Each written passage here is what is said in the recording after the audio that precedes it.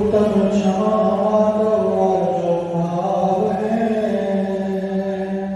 सत्य शौच संयम तप त्याग उपाय है।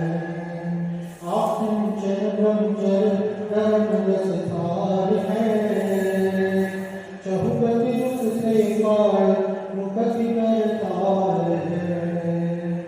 बोले पंचतत्व श्री भगवान की जय, श्री भगवान की जय, काशीनाथ भगवान की, शांतिनाथ भगवान की, पद्मनाथ महावीर भगवान की, ओमकेश्वर बाहुबली भगवान की, चौबीस शंकर भगवंतों की, अजय श्री कुंकुम गुरुदेव की, अजय गुरुदेव श्री देवनंद जी महाराज जी की, ओम गुरुदेव श्री जयदेव जी महाराज जी की, समस्त आचार्यों की, तीन नौक महाराजों की, सामने वाली माता की, दस लक्षण महाकाल की, उत्तम आर्जव धर्म की,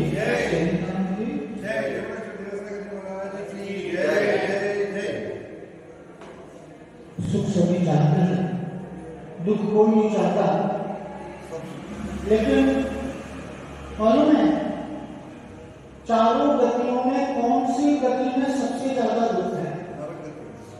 मालूम है?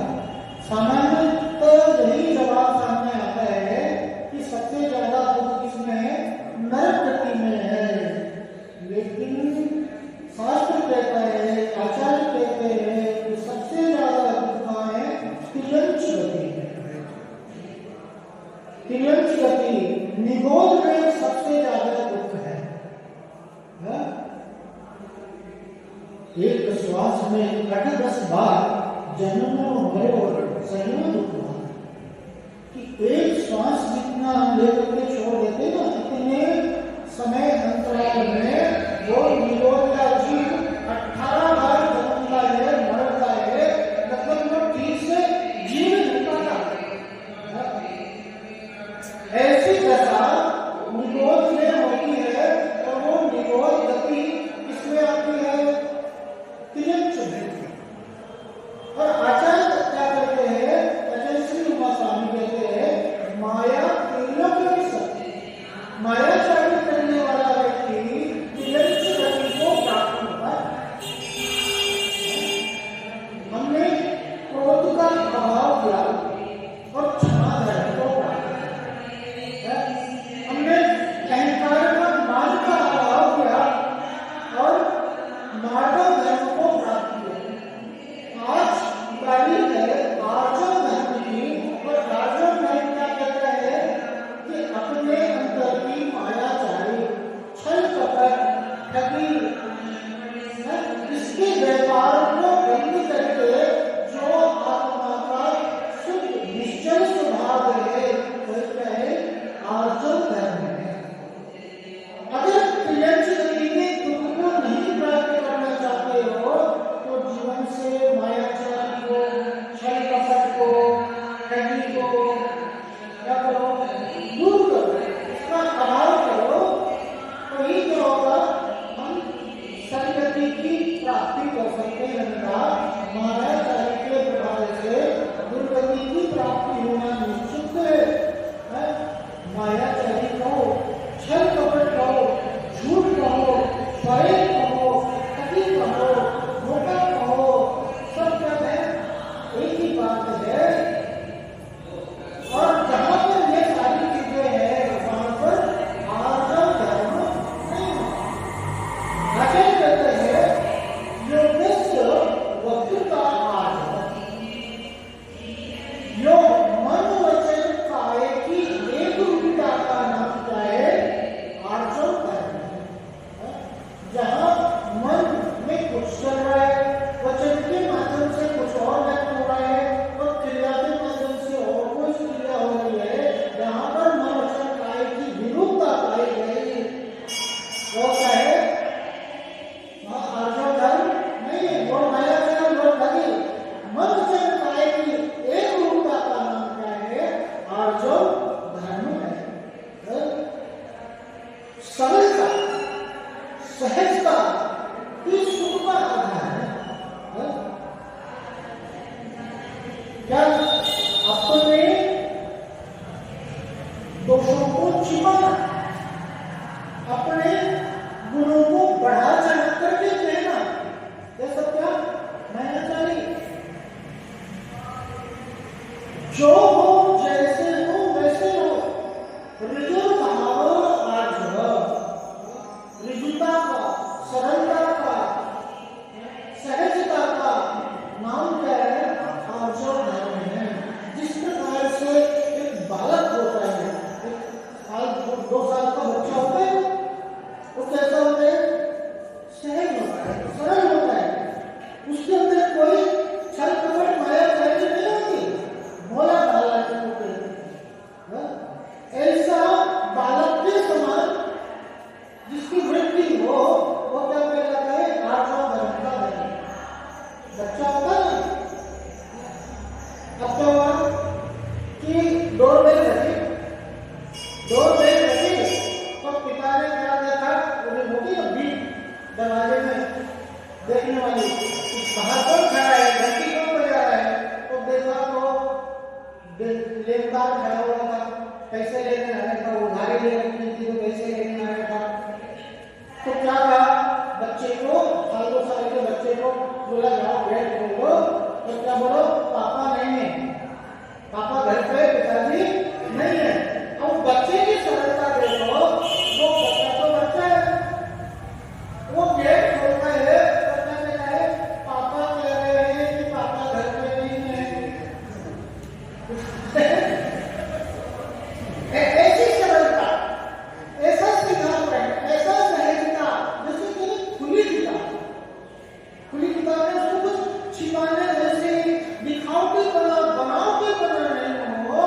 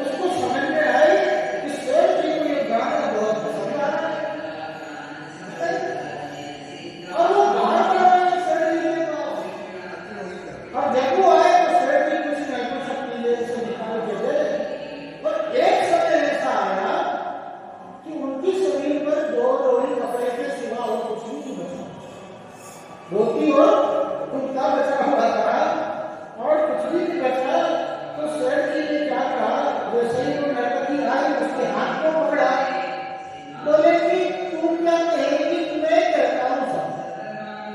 तू क्या राज की बात बताएगी, मैं बताता हूँ राज की बात। सुनो भाइयों, आज शाम को मैं अपने बागान में गया तो वहाँ ऐसे ऐसे गोबर में नाम रखा हुआ था और वो मैंने धोया और बताया। बोले आप मुझे जो कहना है वो कहें। बात आपके समझ में आ रही होगी। जहाँ पर कुछ छुपाने की भावना है, जहाँ पर भय है, जहाँ पर आकुलता है, वहाँ पर आनंद आपका सुखी नहीं हो सकता। आनंद तो सरलता में है, सहजता में है। जैसा बालक की मृत्यु होती है वैसा कि ढोंग का जीवन मत जियो, ढोंग का जीवन मत जियो, ढंग का जीवन जियो। आप जैसे हो वैसे बनेगा। दिखावटी बना, बनावटी बना कभी भी स्थायित्व को प्राप्त नहीं होता।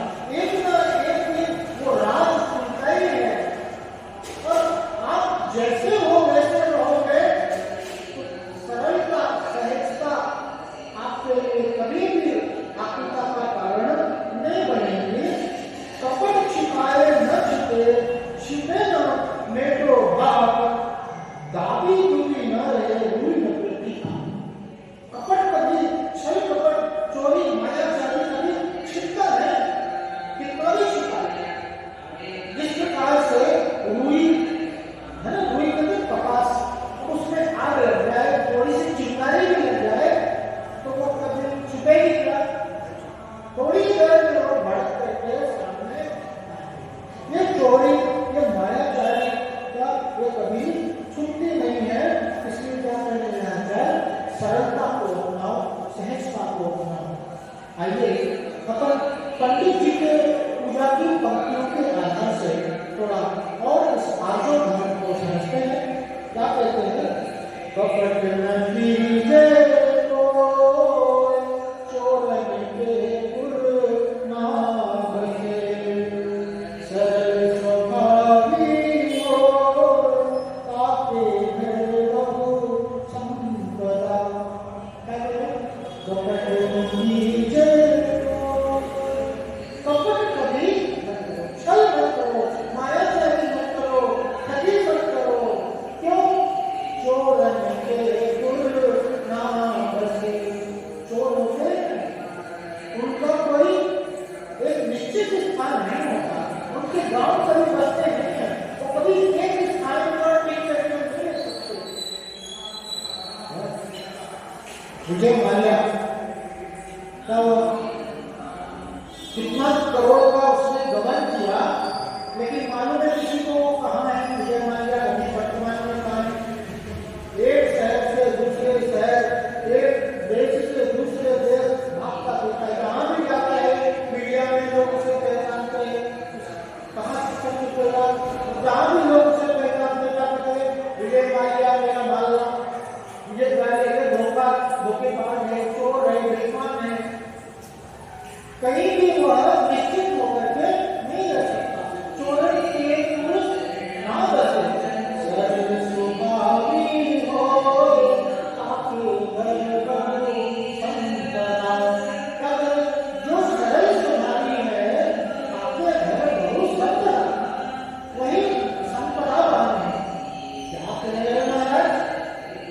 सीधा व्यक्ति, उसके यहाँ संपदा कहाँ से होगी? हमने तो अक्सर देखा है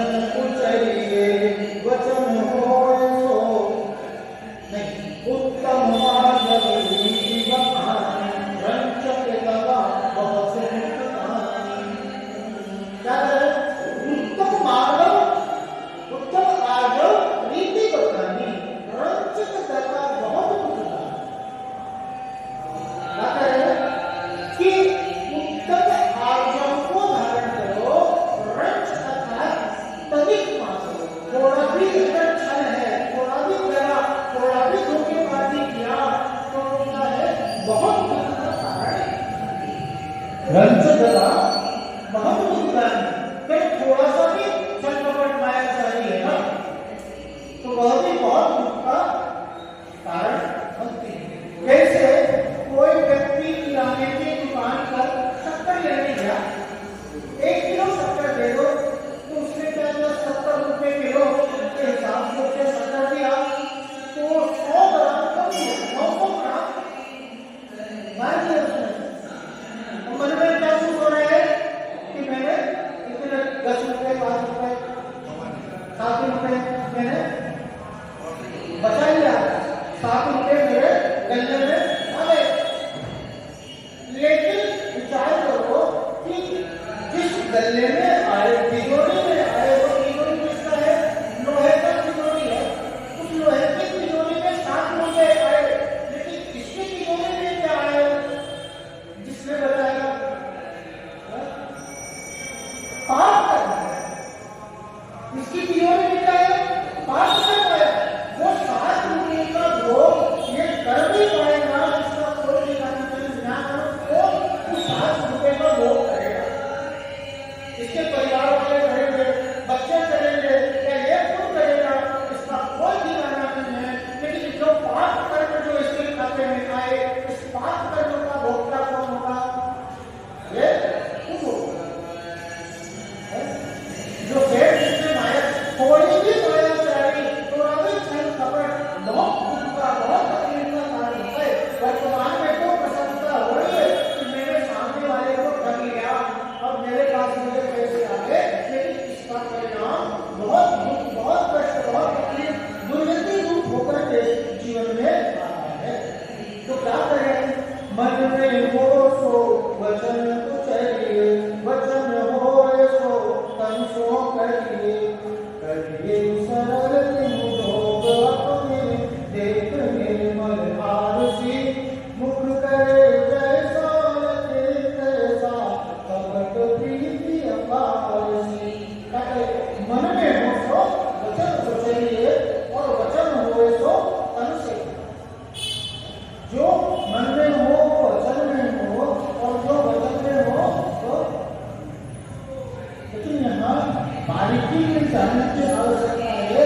क्या हर बार जो मन में आए वो वचन से क्या करना चाहिए?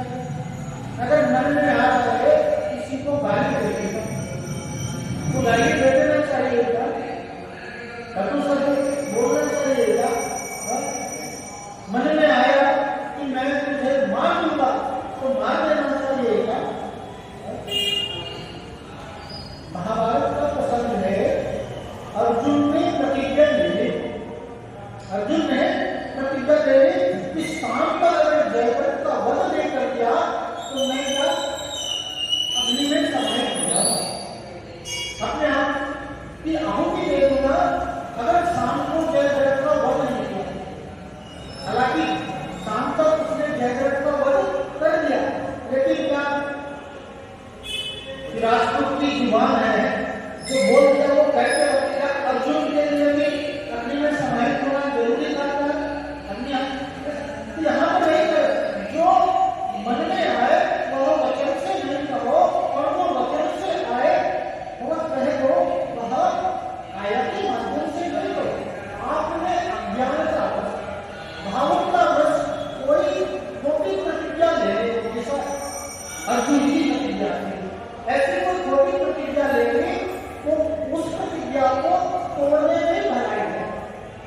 जैसे अभी परीक्षा चल रहे हैं तो माँ बच्चे को बार-बार कहता अभी 10 दिन क्या रात में भोजन नहीं मिलेगा, रात में भोजन मत करना, 10 दिन परीक्षा चल रहे, बेटा क्या हो जाता है तो तू दे मत दे, मैं तो रात को ही खाना, तू भोजन दे या मत दे, अब वो बाजार में जाकर के रात को तो क्या ये प्रतिज्ञा सही है? कोई कहे कि शाम देख करके और मैं भोजन करूंगा, तो इसने शराब पीने की प्रतिज्ञा ले ली, शराब पीऊंगा, आलू प्याज आदि अभक्ष्य खाने की प्रतिज्ञा ले ली, तो ये सारी प्रतिज्ञा क्या है? तोड़ने लायक है।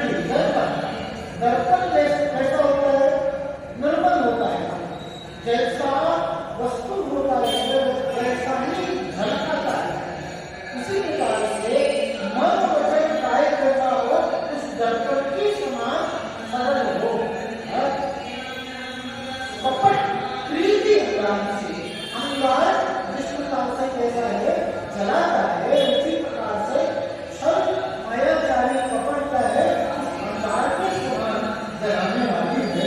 नहीं गीता ये लक्ष्मी अदिति छल करी परमानंद विशेषता।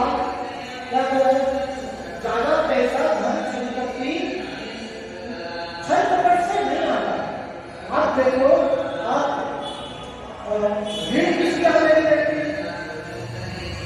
जिसके अंदर क्वालिटी साधन है, जिसके अंदर एक रेट रहता है। वो तो बोलता है आपको लेना हो तो लो, नहीं लेना हो मत लो। ऐसे तो इतने लगेंगे। उस व्यक्ति के यहाँ ऋण रखने के लिए लोगों को विश्वास है, इसके यहाँ रेट कम ज्यादा नहीं होता, इसके यहाँ वस्तु घटिया बढ़िया नहीं होती, बल्कि एक नंबर वन क्वालिटी की वस्तु देता है और उचित दाम देता है, तो उसकी बिक्री में कोई कमी नहीं होती। और जहां तक छल एक बार आप खरीदो, भाई आप किसी को मूर्ख बनाओगे तो बार बार किसी को मूर्ख नहीं बना सकते। मूर्ख तो सामने वाला एक बार ही बनता है, लेकिन ध्यान रखना किसी को मूर्ख बनाकर अगर आप प्रसन्न होते हो तो ये भूल आती, वो मूर्ख नहीं बना। अरे उसने आप पर भरोसा किया, सामने वाले ने आप पर विश्वास किया और आपने क्या किया? विश्वासघात किया है। सामने वाले को मूर्ख बनाकर आप सामने वाले को नहीं चल रहे हो, अपने आत्मा को चल रहे हो।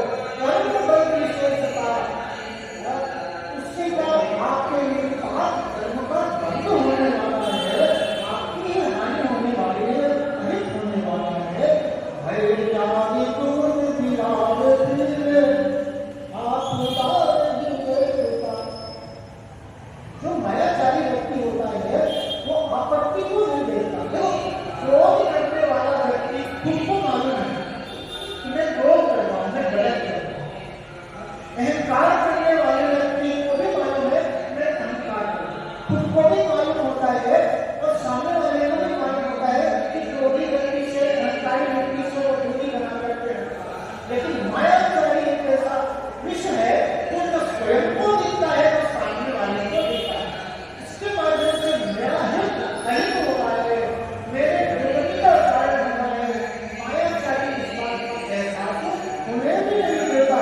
भय त्यागी दूध पिलाओ पीले आपदा नहीं देता। जैसे क्या होता है, बिल्ली दूध पी लेती है, दूध रखा रहता है चौके में और बिल्ली उसमें मुंह लगा देती है, तो उस बिल्ली को इस बात का एहसास नहीं होता कि पीछे से मालिक आकर के और डंडा चलाने वाला है। आपका परिणाम मेरे जीवन में क्या आएगा, इस बात का उसे एहसास भी नहीं देता। एक छोटी सी कहानी अगर सुनेंगे और अपनी बात को समझो करेंगे कि एक सेठ जी थे, धर्मात्मा के मंदिर रोज आया करते थे और इसी क्रम से वो मंदिर पहुंचे, पूजा आदि कर रहे। तो वहां पर एक पंडित जी आए थे, विद्वान आए हुए थे, कोई दूर बाहर से आए थे, तो ये अतिथि सेठ जी को। तो इन्होंने क्या कहा कि पंडित जी आज आप भोजन हमारे घर में करना, और वो पकड़ करके घर गया और सेठ आदमी तो परेशान थी इसकी आदत से। जब जाते हैं मंदिर किसी को पकड़ ले आते हैं, मेरी आदत हो जाती है। तो सेठ आदमी बोली बहुत अच्छा किया आपने, पंडित जी को ले आए तो दाल बाटी चूरमा बनाते हैं तो पर क्या करें, घी थोड़ा कम है, आप जाओ और घी लेकर के आ जाए। फिर ये घेरे में चला जाता है। सेठ आदमी देखती है पंडित जी को, पंडित जी सेठ जी यूं को बहुत अच्छे, हर बार किसी को भगवान को किसी सब्जेक्ट व्यक्ति को पकड़ करके ले आते हैं और बहुत अच्छे से खिलाते हैं। लेकिन जानते हैं खिलाते सोचो ठीक है, लेकिन वो कोने में जो सोता रखता है कपड़ा धोने वाला मुसल और इससे बहुत मारते हैं। उसके बाद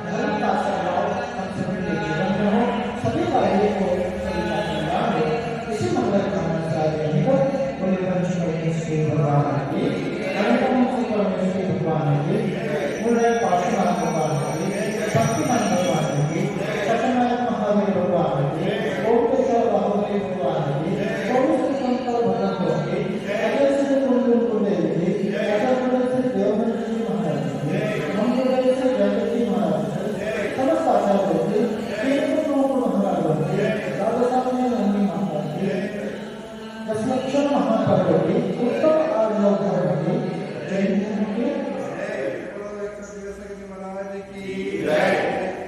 जवानी के ज्ञान से सूझे लोकालो, सोआने सतनो सदा ले तुम हो, ये